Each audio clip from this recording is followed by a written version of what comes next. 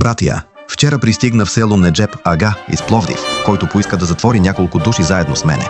Като бях известен за вашето решение, станало в оборищкото събрание, повиках няколко души юнаци и след като се въоръжихме, отправихме се към Конака, който нападнахме и убихме Мюдюра с няколко заптии. Сега, когато ви пиша това писмо, знамето се развява пред Конака, пушките гърмят, придружени от текът на черковните камбани и юнаците се целуват един други по улиците. Ако вие, братия, сте били истински патриоти и апостоли на свободата, то последвайте нашия пример и в Панагюрище.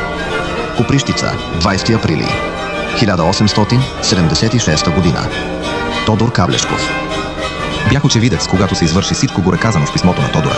Тръгвам за Клисура, за да направя същото. Никола Караджов. На оръжие, братия!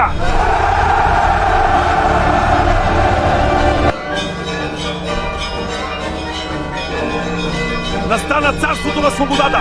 Братя! Да живее България! Свобода! Свобода!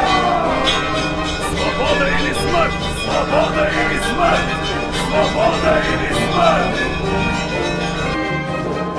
На краищата на Злидол!